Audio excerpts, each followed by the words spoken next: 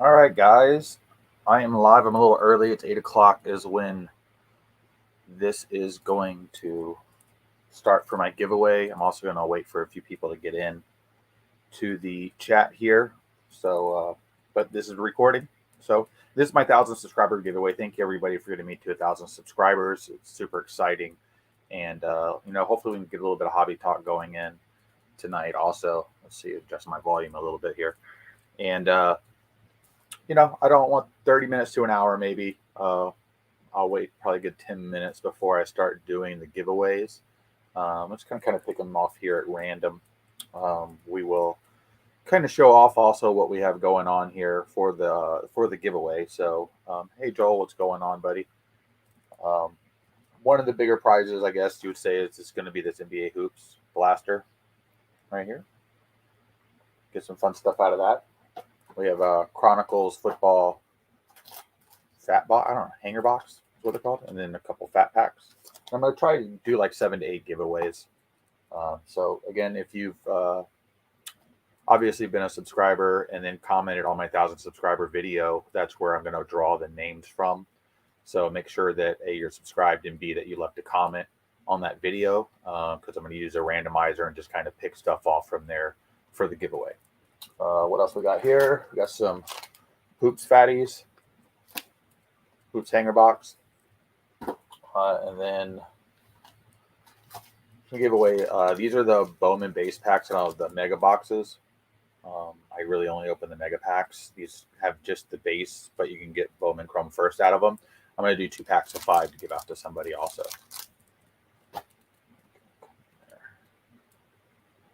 Thanks, Joel. Joel, what do you usually collect? Like, do you collect anything in particular? Are you new to the hobby, old to the hobby?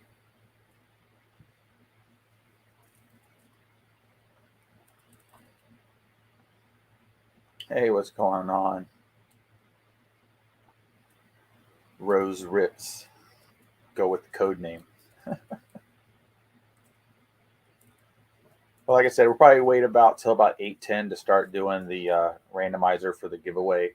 I have my Instagram account also tagged in the bottom. That would probably be the easiest way to get a hold of me. I'll try and reach out to you through Facebook, letting you know you're a winner off the video. And then we'll go from there with getting an address and me sending that stuff to you. Um, but yeah, that's something I want to do. Yeah, I don't know how the Philly shows. I know people that are at the Philly show right now. I haven't heard anything, and I didn't see any like live video pop out of it, which is usually pretty odd. I know a guy was live streaming a little bit earlier this morning from the smaller Dallas show, which is like a 100 table show, and from the 100 table show, he said it looked like it was pretty busy and it was a lot of buyers and lookers, and it wasn't a bunch of guys just flipping back and forth vendor wise. A lot of times you go to some of the shows and vendor wise, it's basically just a bunch of guys trading with each other and then just waiting for the public to get in to then at that point, try and sell anything they can or even sell what they just bought from another vendor. That happens quite a bit, but it's normal.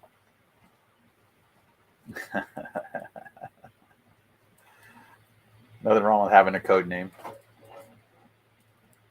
I don't know if y'all recently saw that PSA opened up another tier, and that tier is a $95 per card tier. The card is supposed to be max declared value of $999 for a 300 card limit to the person who submits. So I got this information off KK's Sports Cards Instagram. He's one of the big PSA subbers, and he can only do 300 cards a week at this price range, and it's an estimated 10 to 12 week turnaround. But at $95, drop down from the 150 to get something back in 30 days.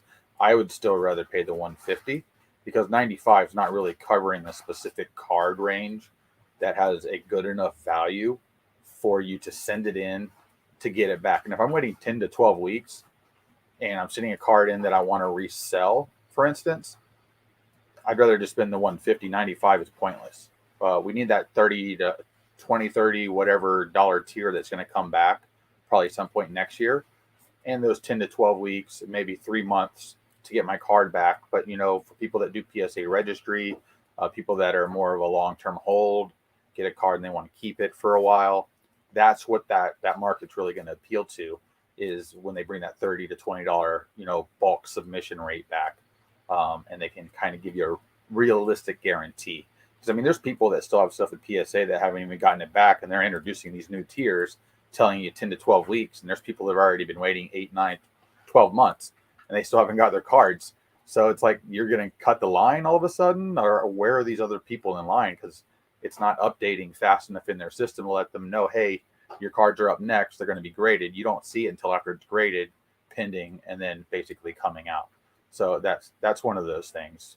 But at a 300 card max limit per week for just certain people that send group submissions in that have a deal with PSA, they're like one of their top tier members, basically. Because I know I was asking reference wise, hey, when are they come up with this information? And they're like, well, they're calling KK and a bunch of the other guys on call to discuss price points, time frames, and stuff like that. So they are getting the information from a lot of the hobby people, at least.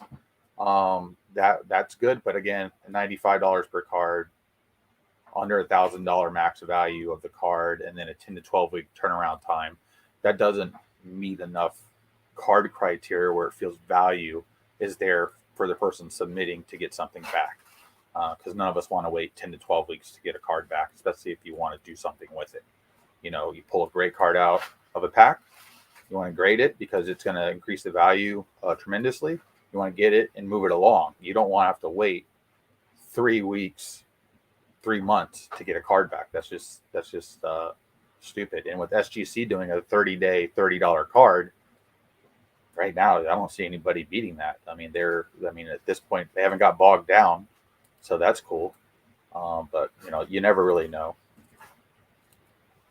Yeah, Joel, until they get a really good bulk rate, even if it's a 6-month bulk rate at a lower price, and the show I was listening to earlier today, one of the guys had said, yeah, I got to pay $150 or whatever, $95, whatever it is for 30 seconds of grading. And that's not quite how that really works.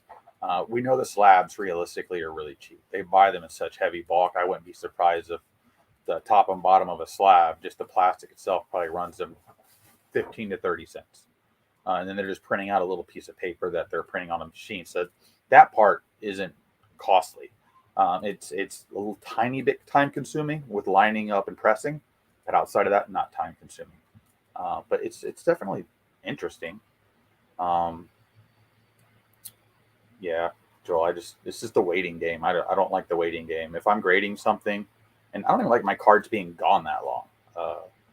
Obviously, if you're trying to do a registry and it's more of set driven, and it's low tier cards like dollar bin cards, and you're just trying to get lucky and you find one that might be a PSA 10 that can go from a dollar, bin card all the way up to a $30 or $40 card, you don't want to spend $30 or $40 to grade it. There's no value there.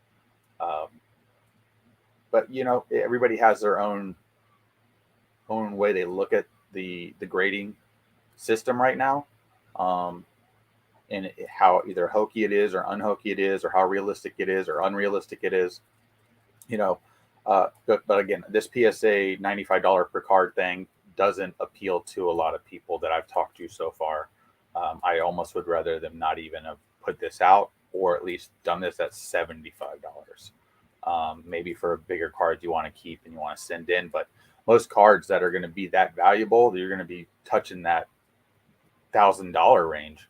So realistically, it doesn't really matter, because what happens if you send a card like a Mac Jones, for instance, that rated rookie card, those are going for over $1,000 now. If you would have sent that card in prior to it even going for $1,000, and then now it goes for $1,000, you now have to pay that extra charge. So, and I don't like this point where they kind of hold your card hostage, and no one's ever really explained it to me, and I've looked into it. But if I send you a card that I pull out of a pack, and I got lucky, and now that card's worth $20K, now I have to pay you a reverse bounty for my card to come back. And they like to say it's for insurance. I did shipping for 18 years, and I used to ship stuff $20,000-$40,000.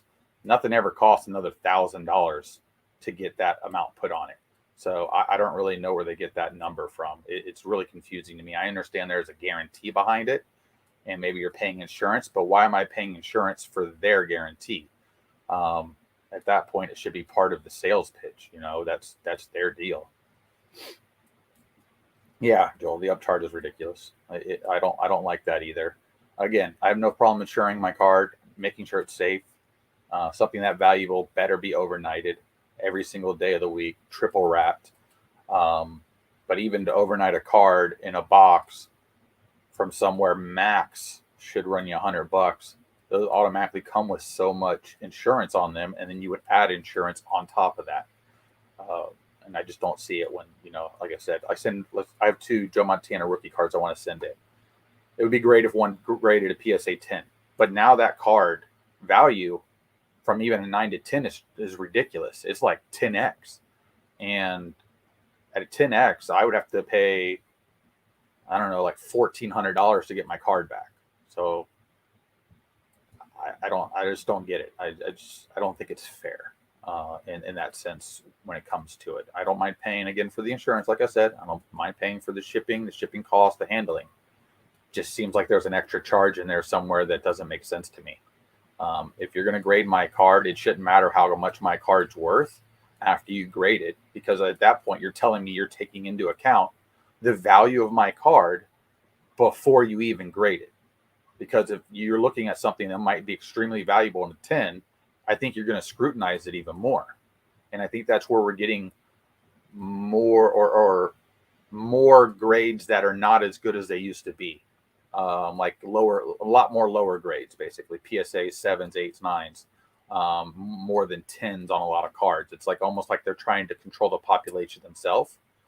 And then you also have all the new graders that are in there. They're raw.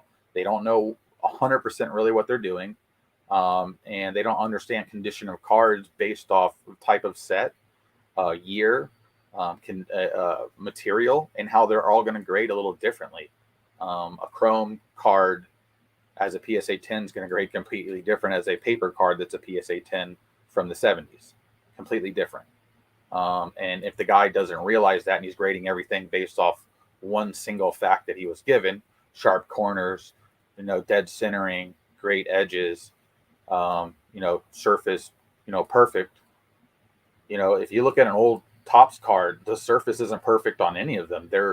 The way the printing was, there's a little bit of waviness to the card when you really look at it, especially under a microscope. It's not dead flat. So you can't grade that card a 10 if you're just literally trying to create a nice clean surface. God forbid if the card's textured like a Revolution or something. You can't you can't tell me how you're going to grade that surface unless you can physically see a scratch or a dent, or there's some just mud looking stuff on it, which sometimes happens. But and I'm not trying to harp specifically on PSA. This is grading companies across the board. Was it CSG? What's the green label?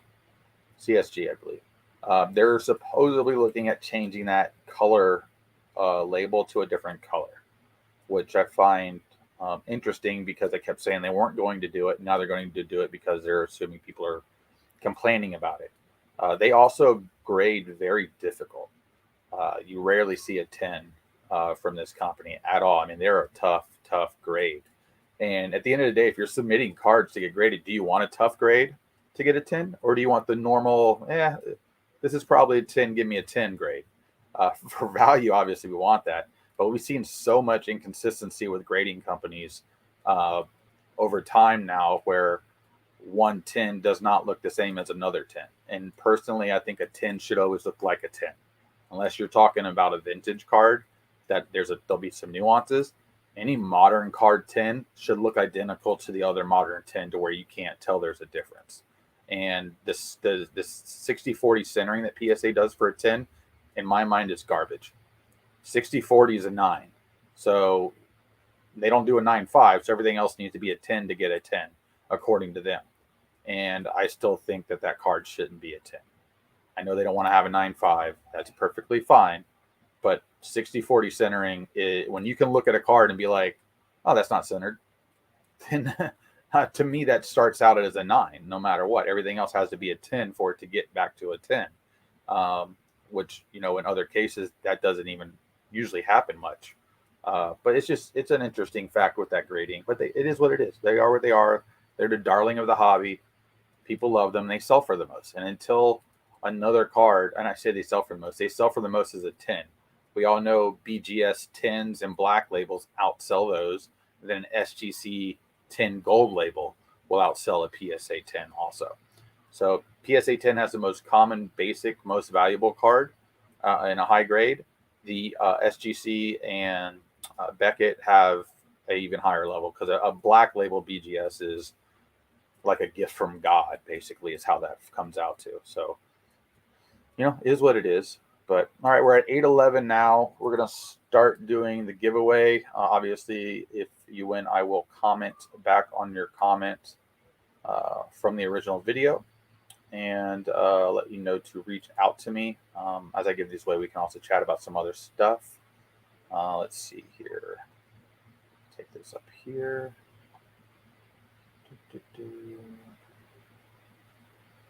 YouTube comment picker here. This is where I wanted to make sure that y'all could see what I see.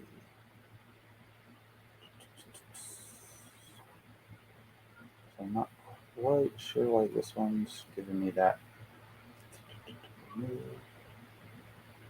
Full screen layout. Right?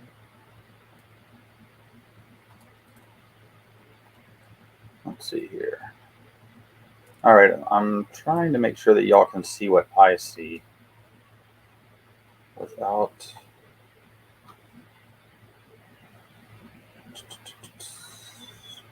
Trying to figure out how to drag the screen I want into this form right here. So hold on. Let's see if I remove that.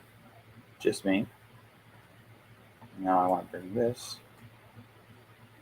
into here. Add the screen.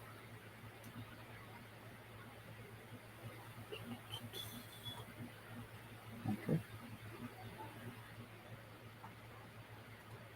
Get that off of there. Bear with me just a second. Earlier I had this thing set up perfectly where I wasn't going to have a problem with it. Okay, there we go. So I want y'all to be able to see the video here. Refresh there. Get your YouTube comments. It says 31 unique comments, so everybody's got a really good chance. We're going to start. This is going to be for the Chronicles Fat Box. Fear X Res. Fear X Res. So let me write this in real quick. I made a little worksheet over here in order to enter the winner's name and item 1. So I do not get this messed up. Plus, then I'll have to watch the video in order to remember which one I did.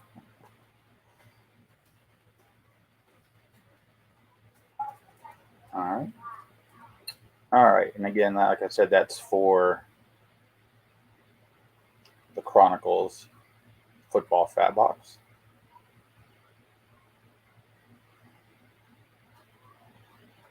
Yeah, and Joel, what I was talking about when you said certain cards that come back in 8, now if you cross them over to another company, you have a better chance of getting a better grade, honestly.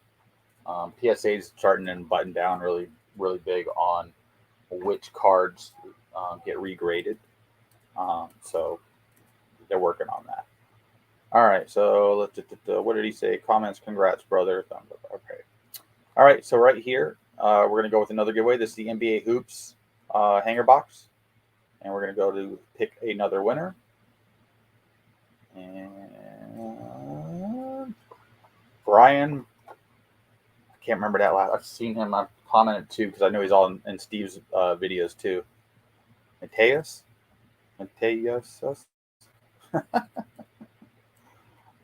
Man, it's don't some of the names, like when I start to open soccer up, it is just god awful. Brian here, that's not a bad name though. Let's see, Brian.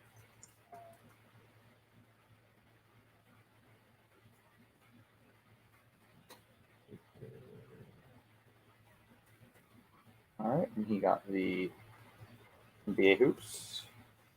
Premium. Hanger box. That's what it's called. I always want to call it a fat box, but it's not.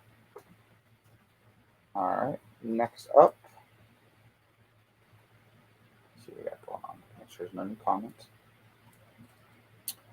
All right. So we're gonna go and let's see. What are we gonna give away next? Let's give away 2 of the NBA Hoops Premium Fat Packs. There we go. Figure out which camera I'm looking at.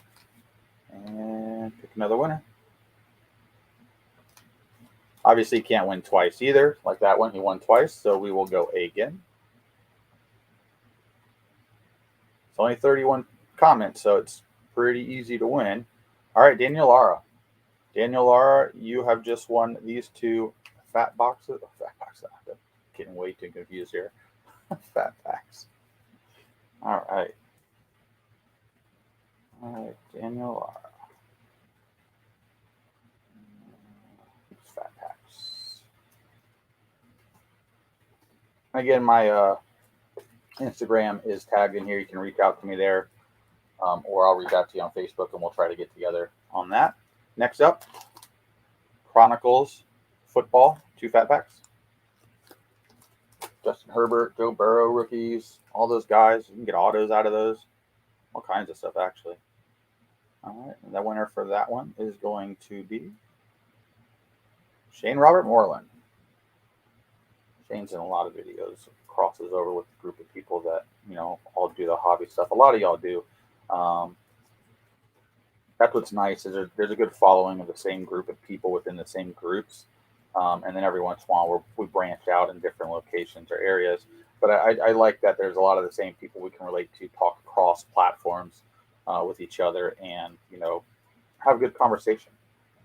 All right, Chronicles NFL.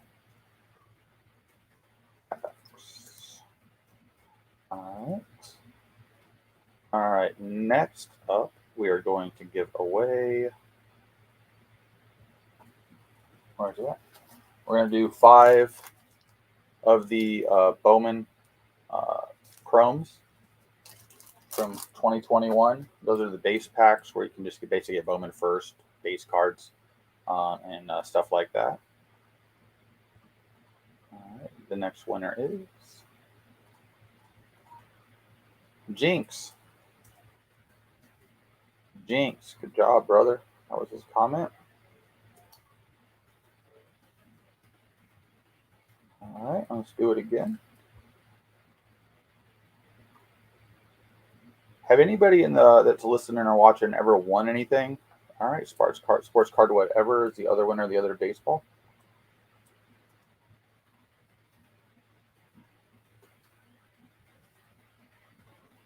All right, and we're gonna go up here real quick. Get the comments. Yep. All right, add those to it. So there's an extra comment. All right. 5 baseball packs. Oh, you won a free blaster. That's nice. I think I was able to win something once on Flipping Steve's channel early on, before I ever met him. At this point, I kind of just tell him if I win to ignore me, just so other people can win, and we have a different relationship now. So I still like to answer stuff, but he doesn't have to send me anything. All right, so this is going to be for the Hoops Blaster Box. Boom. Yeah, I like Mosaic stuff, and I like the design this year and the different inserts that they put on them with the different. I know that people like to poo-poo on the base. That's fine. There's so many parallels in it. It makes it so fun, and just the opportunities there. And I like Mosaic. It's always one of the, like, look at it right now with NBA where it's coming out for last year still. And the impact it's already having, because it's just nice stuff. It is. It's good looking stuff. All right, right here, Hoops Blaster Basketball giveaway. Winner is NB Lion 5. I'm not going to assume that that's all one word. NBA hoops.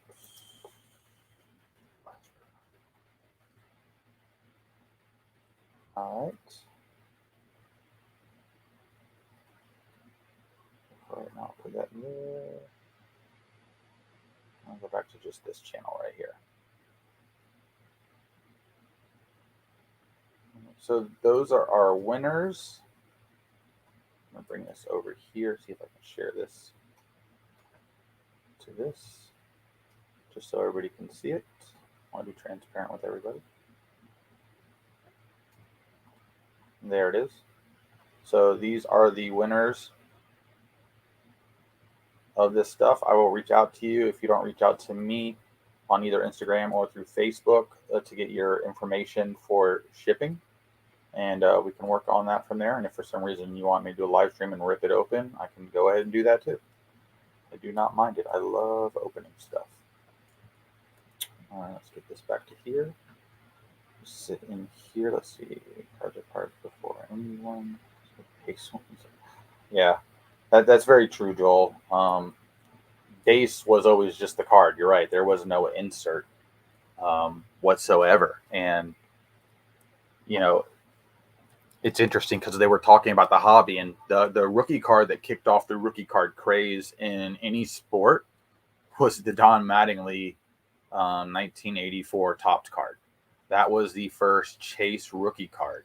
And when people started realizing that that was the rookie card and they were chasing it, they started going back and chasing all the other rookie cards. Because prior to that, the rookie card honestly wasn't always considered the most valuable card. And that might even be, you know, the reason why some other cards, just the way they looked in the 70s and 60s, were more popular or more valuable from a selling standpoint. Again, the rookie card didn't matter. And the other thing is nobody would have anybody sign a rookie card at all. Like it was like, oh, you're going to screw up the rookie card? You can't have them autograph it. And now it's all about getting them to autograph the rookie card. There's some people that won't even do it anymore and won't sign certain cards. And it's just, you know, super interesting when you look at it and just see the transformation. And down the line, we may have another transformation. I know we will. It's just, is it 5 years? Is it 10 years? Is it 15 years? To where we look back on something and go, yeah, I had a bunch of that. It was junk. You know, I just gave it away, or it was worth $4 or $5, you know, and all of a sudden it's worth $100 out of nowhere. That's very possible and more than likely going to happen because history repeats itself all the time. It's just one of those things. But all right, guys, what do we got going on here? We're almost at 30 minutes. I think it's just me and Joel in here right now. Oh, somebody just popped in too. If you just popped in and you weren't here before, I just did the giveaway. And I could show the winners real quick, just in case you think you might have won. Bring that back in here. Like so, and then boom. So these were the winners. You still there? All right, cool. You're not going to the store in the morning tomorrow, are you? Rose ribs. I'm assuming everything's going to happen in the beginning of the week next week here.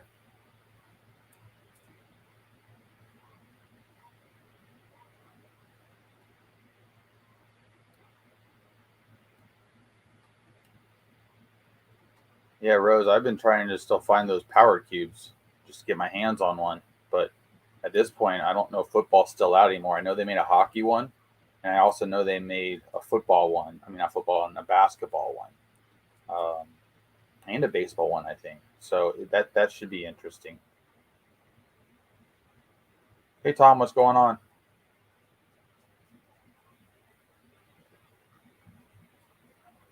Uh, yeah, they have done it on a Sunday before, but when I say before, maybe 3 times a year, just because the people usually don't work on Sunday. That's usually what it is. And the previous Sundays that have stocked, I think have stocked just due to the fact that a manager or store person put it out. Had nothing to do with just the vendor putting it out.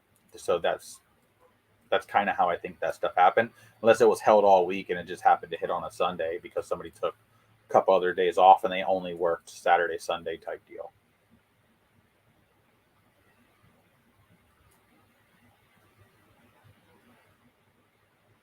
You too, Joe. Take care.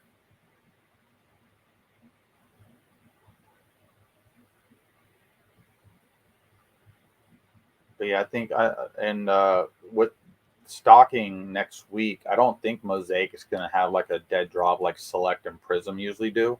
It may, and of course, in those instances, the whole case comes out and somebody just figures out a way to get the whole case while nobody's around. I think we're going to be looking at about 2 weeks out before we really get good, decent retail product again. Because right now, that other stuff's just sitting on the shelves, just rotting at this point. Oh yeah, for instance, yeah. I mean, I'm assuming Tuesday. You got to check with my other store, the Northern Walmart store that I usually go to. That one's been like on a Monday or a Tuesday for the most part, but the quantity that you had down at your store and the amount we got up here was completely different. Like you got triple the amount that was stocked up north. So I don't really know if she held stuff back, didn't come back. I don't really know. What's going on, Bama? How you doing? Hope you're doing well. Not sure if anybody else is currently streaming right now. I know Sports Card Live comes on later. I keep trying to figure out a good time to do a stream to chat with everybody, get everybody riled up for the evening. um, but I don't really know when the best time is. I'm going to start looking at all the schedules and then try to at least once a week do a live. I feel better doing lives because I like answering the questions, going through the motions versus just making a video and throwing it out there. But I need to do that too because of the way YouTube's algorithm is and how they like to feed content as a video versus a live stream that became a video. Like Jeremy Lee, if you look at the amount of subscribers he has versus like a Brad or um, Personal Finance Dad and a few of the other guys, it's because his shows are live and they're not pre-taped. That's why he doesn't get the subscribership that other people get that are just looking for that weekly video, everyday video based on the content also.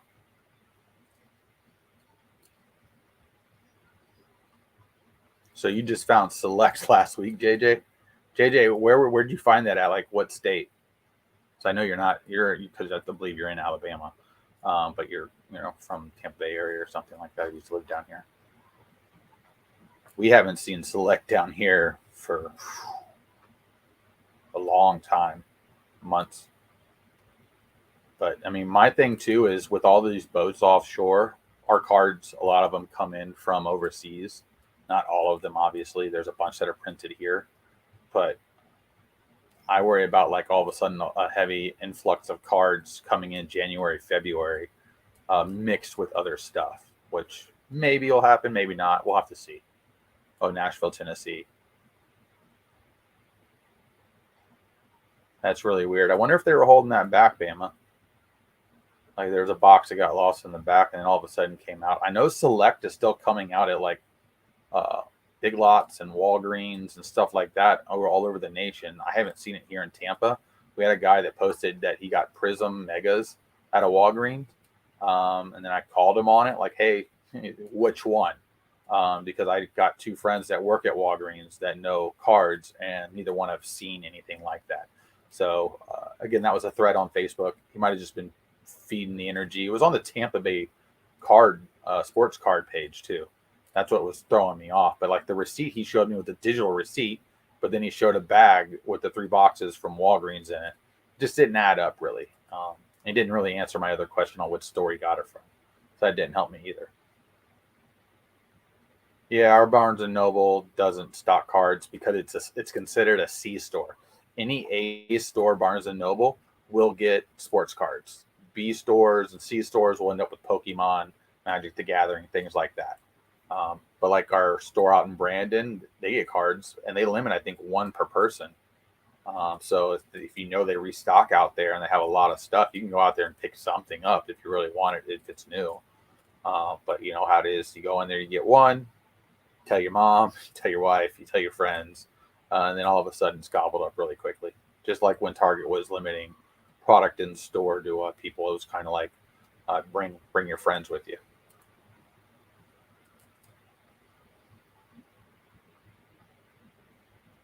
Yeah, bam. So here's another one that's funny. Best Buy started selling cards online 2 weeks ago.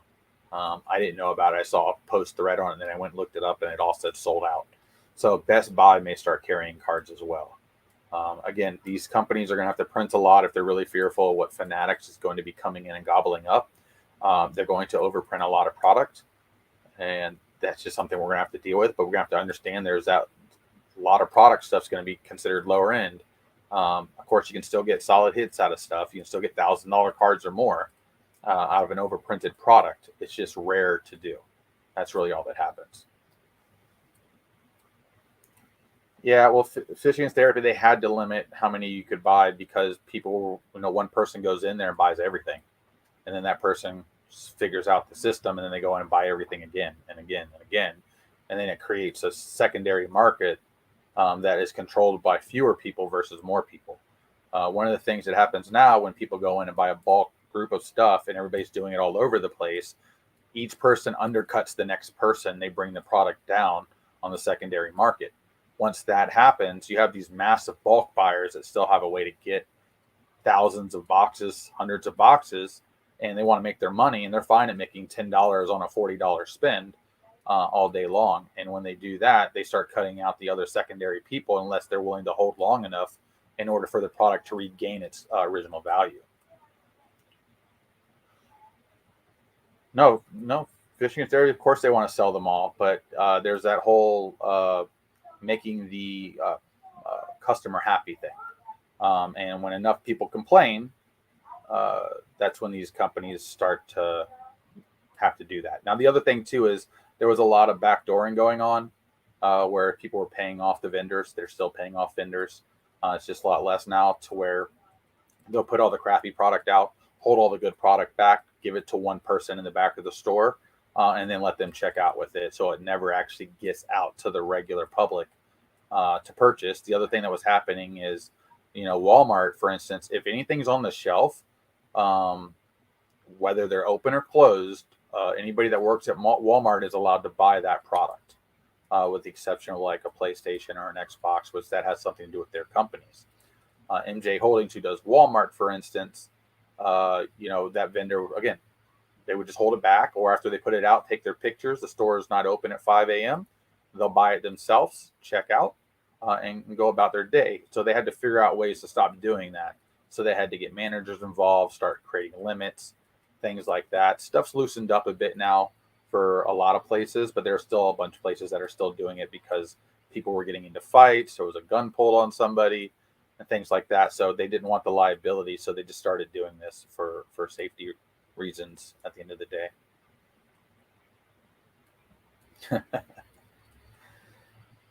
Hey, Fishing is Therapy. Have you been fishing lately? And what part of the country do you live in? Yeah, JJ Bama. Right now, they're only doing it online, but will ship to store to pick up. So it's kind of like, hey, we're going to send the Walmart down here on Gandy 5 PlayStations. They can only be purchased online and picked up in store. Target does that too with some of their cards. If you go to purchase cards during a Target drop in the morning, and you're not looking at in store on your local stores, you could miss product that's available that was shipped to the store that is made for that store to basically hand out. It was just never meant to ship.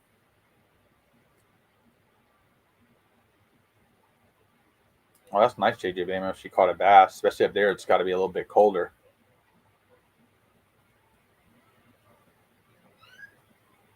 Oh, nice blue catfish. Nice. I need to get up there and do some northern freshwater fishing. Freshwater fishing down here is pretty much just largemouth bass. If you want to catch bluegill, brim, stuff like that. But I definitely always bass fish. It's fun. Most of the time, it's honestly not too difficult down here. I mean, obviously, catching a big bass can be difficult, but catching a little bass down here is find a pond, golf course, lake of any sort. Just basically throw a worm towards some brush and you're good.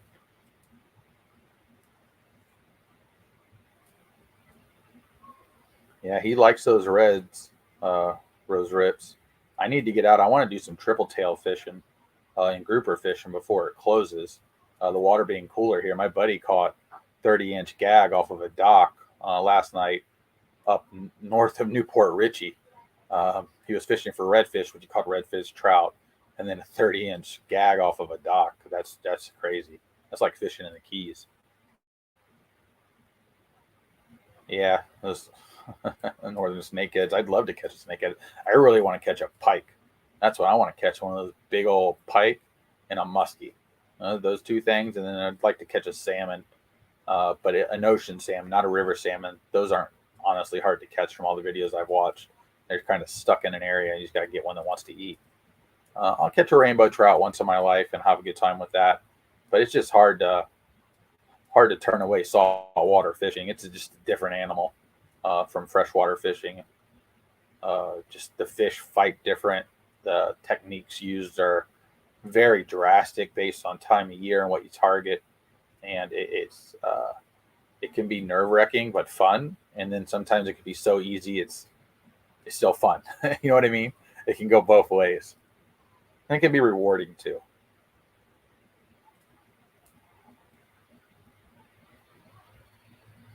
If you catch fishing therapy, if you catch a muskie, make sure you're friends with me on Instagram. Send me a picture of it. I'd love to see it. I want you to catch a big one. Catch the biggest one that exists on the planet.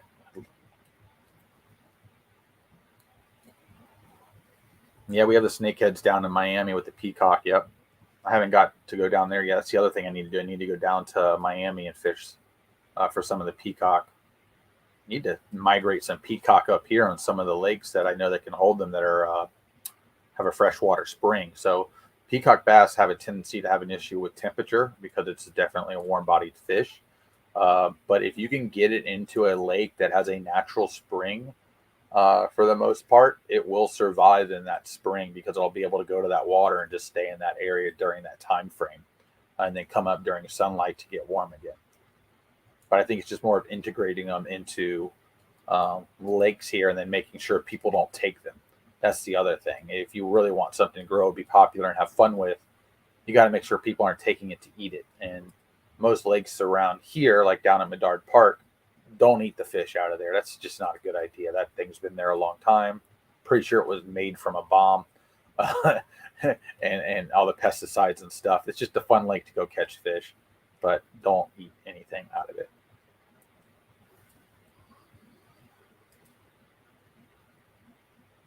Okay, I'll look up the YouTube channel then. What is it? All right. All right.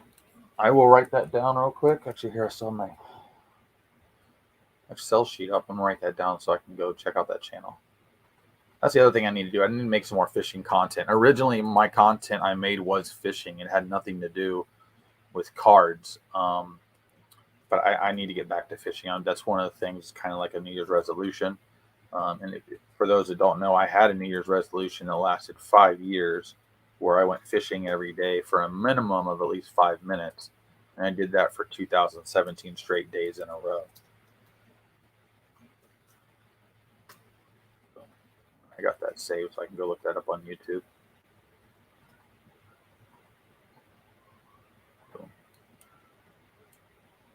Fishing is good for the mind. JJ Bayman, I don't have a boat. I fish from land, even though everybody that seems to be around me has a boat. Boats, if I had a boat, I definitely wouldn't have a lot of time to take it out as much as I would want to. Not right now, at least. Maybe in the next couple of years. Plus, boats are really expensive right now. Very, very. It's like cars, but they're even worse. You know, I have a friend of mine that's had a boat for 5.5 years, low hours. It's worth more than he bought it for 5 years later. I mean, that's how crazy it is. So it's just like, if I bought a boat, it wouldn't be anything crazy. Funny story is I get seasick if I go offshore. And I've been seasick inshore, but it has to be pretty nasty for me to be seasick inshore. So I do majority of my fishing in Tampa Bay, and I'll go right outside. And usually if I go offshore, it's a 1 in 5 chance that I don't end up getting sick on the boat and just basically laying there until we come back in, just from throwing up, unfortunately. Never been able to truly fix it, even with the patch. You're right. Your best boat is your friend's boat, because boat stands for bust out another 1,000, for sure. But in the Tampa Bay area, we keep building and building, and there's less public places to fish that are at least decent to fish, and accessibility, especially in Tampa, South Tampa area, has become much harder for me to do because of all the housing they've built. A lot more restrictions, people yelling at you for no reason, or somebody's property, for a business. They don't want you fishing out of their parking lot that's on a seawall. Fun fact: they do not own the seawall. So technically, when I'm standing on the seawall, they can't tell me to leave. But if my car is parked in their parking lot, they can. So it's just one of those things. Or you can just step foot in the water, and then at that point, they can't tell you a darn thing, even if it's sand. Oh yeah, Lake Carroll. Yep, my uncle lives up there near Lake Carroll. There's a subdivision just south of that, or just north of it, where those three lakes meet. He lives back in one of those neighborhoods up there. Yep, very familiar with it. That's got a lot of fish up there too, and not a lot of people fish those lakes at all. Like half the time, people aren't even skiing on those lakes. They do nothing. But a lot of foyt, so you have to be really picky with the lures you use when you're using that. Because I'm a lure fisherman, I don't do a ton of live bait unless I'm doing specific saltwater fishing. I definitely always try to fish with the lure, quick, easy, bang, bang, go. Because most fish, let's face it, they're not smart at all.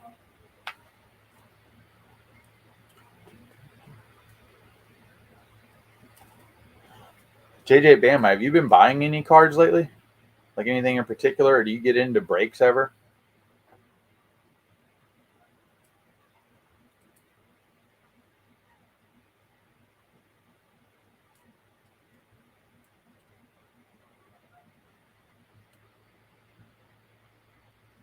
Yeah, I like getting into breaks. It is a gamble, obviously. That's how I usually end up getting into higher end hobby products, because I'll go into a break at a random, because obviously the team you really want, if you want to do a break for a team, it's going to be much more expensive. The only time I may start doing that is next year's Topps Chrome for Wander Franco's rookie card. I'll definitely target Tampa Bay breaks or Wander in any of the bigger auctions that they do, where you can buy a player on eBay and you get all the Wanderers or whatever out of a case. That I may go for, because I do think he has long term high upside, in my opinion. So that's a guy I want to target, and then try and hit those autos and parallels basically out of Chrome.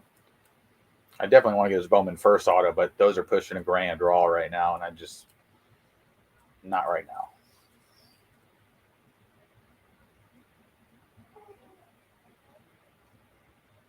Yeah, star stock auctions have been, but that's slowly going to go away with more and more people feeling they're going to get a deal, and then they start playing the game. I mean, you're always the biggest concern about any of those people that are running their own auction is shield bidding on the backside, because you don't know every person bidding. There's obviously ways to get around that, just like on eBay, and that's always your biggest fear. So it's like almost like, are they deliberately knowing they're going to lose some money on cards, or maybe not make as much, and then put them up there anyway, just to get it started and have to put that footprint in before people can trust in or believe it, and then go from there.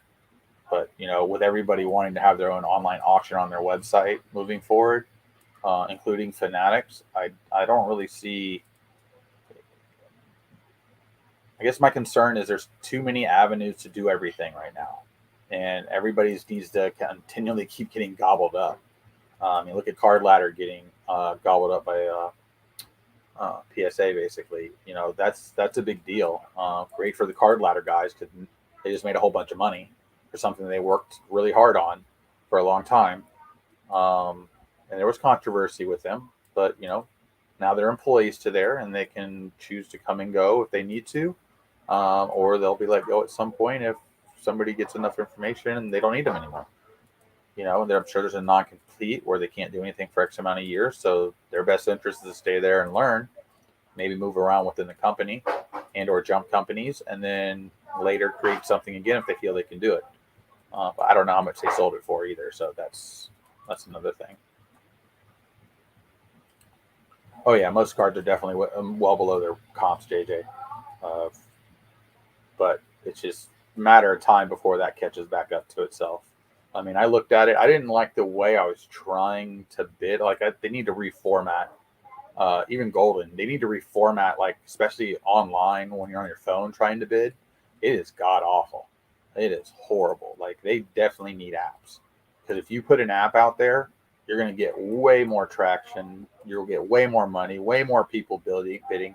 You get way more people that are like, what happens if a guy's at the casino? He's just a gambling guy, but he wants to buy a card. He's got money and he ain't sitting on his computer at his house, and the phone is just a horrible way to try to do it without the app or without an app. At this point, it is not fluid at all. It's horrible.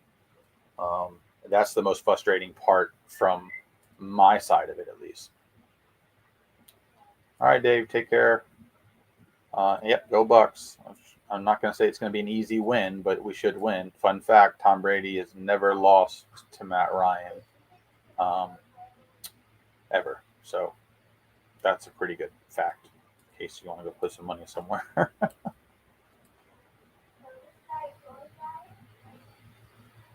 Yeah, a lot of the cards that are in death spirals at this point, they're just coming down to what they really should be. There's a lot of cards that are, we always say, baked in. There's a lot of cards with a lot of stuff baked in. I mean, look at Mac Jones right now. His cards are baked in. What happens if he loses this week, or gets hurt? Are people going to spend a grand plus for his PSA 10 rated rookie after this? They keep seeing all these stats where he's better than Tom Brady at stuff. Well, they're showing two stats basically. It's the completion percentage, and something else. But go look at touchdowns, yards, hey, rings. Tom Brady is better. So it's just more of there's a big pump on him right now. Also, but if you can sell out of some of his cards at top dollar, I would do it all day long. Hey, what's going on, Jason? How you doing today? Yeah, people are excited about Mac Jones, but they should be excited about other players too. So Mac Jones is playing with, one of the best head coaches and minds of all time in the NFL. Um, it's funny because the comparison between him and Brady, at least physically, is very similar. But here's the thing: Mac Jones came from basically a college with a pro head coach and pro factors, and then he comes in and gets the best head coach in football with schemes because Belichick and even when Brady was there, they did the most with the least, realistically, when they were winning Super Bowls. Yeah, here and there they added key pieces like a Randy Moss and stuff like that. They made a Julian Edelman. Those type, like a Julian Edelman would never been what he was on another team ever. So they made him who he became. And that's just one of those aspects of how good of a coach and or player you're playing with at times. So that's a big deal. But Mac Jones has a bright future as long as he's there with Belichick and he's not hurt. Simple as that. Yeah, I'm talking a little bit of football, Jason. Oh, Giants fan. I feel bad for Daniel Jones because I don't think Daniel Jones is a bad quarterback. I just don't think he has anything around him, and I think everybody keeps getting hurt or they're just really young. And the thing is in this league, people are so short leashed with players that I don't know if Daniel Jones will end up being there long enough for him to become that next level of quarterback. Because when I watched him play even against the Bucks, there were plays that were not connecting on the Giants side, but it wasn't because of Daniel Jones. Yeah, he made some bad passes and stuff. That's just getting used to reading defenses, and we have a good defense. So we can disguise things and we move around a lot with our tight end, not tight ends, but our linebackers.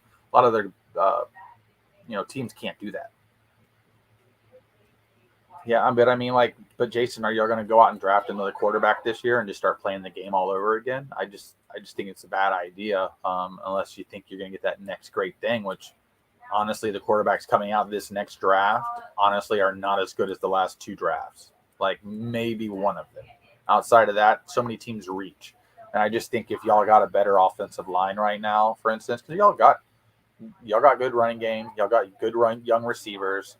Your defense is full of good young guys.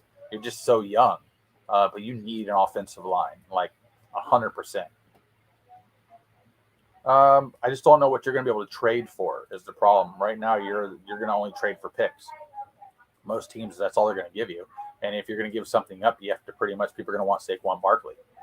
and he's been injury prone badly at this point. Like him and Ezekiel Elliott's careers have taken a turn from being future Hall of Famer to, a guy that you're going to look back on his career and said what could have been.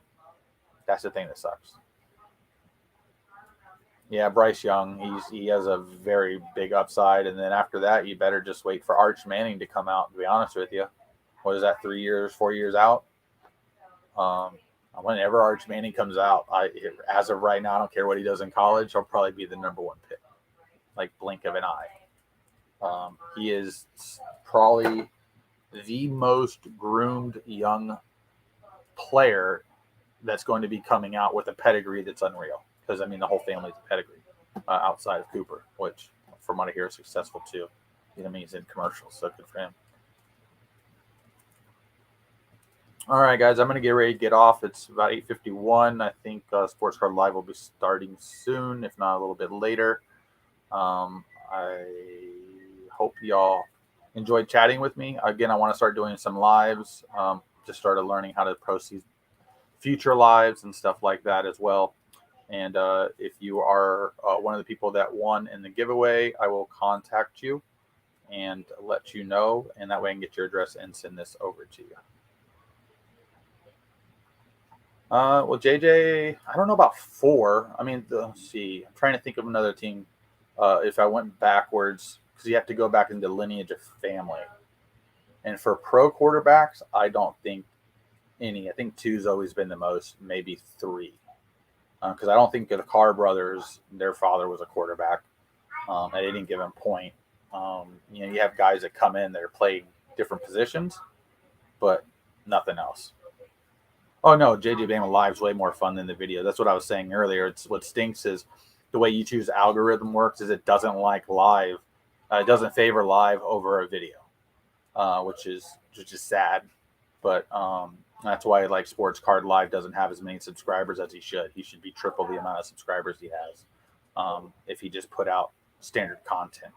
But so you have to mix that in, and that's why Flipping Steve and even Dustin and Brad, they do their lives because honestly, I think they have more fun doing the lives than they do doing the videos. But doing the videos is what unfortunately helps the channel grow the most. And I want to do more fishing videos, which I'm going to do. And I may do some food videos. I have multiple interests. I like a lot of things.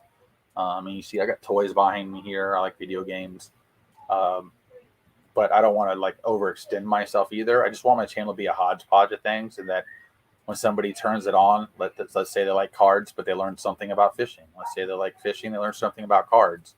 Or I, interact with either one of them. Everybody keeps wanting me to rip cards while I'm fishing, which is kind of hard to do unless I'm throwing out bait, waiting for my rod to tip over while I'm breaking some packs. And then once I touch a fish, I can't touch the card. So I don't know how I'm going to do that yet. But I'm going to find a way. That'll do a live break from a boat or with the water in the background or something I think would be cool. All right, guys, I'm going to go ahead and, yep, thanks, JJ Bama. Games, fishing, food, yep, all good. We all love those things, so why not share it?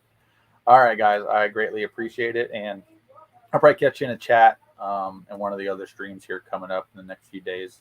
Always like to say hi to everybody. All right, guys. Yeah, using a card as bait. I could use a Chrome card.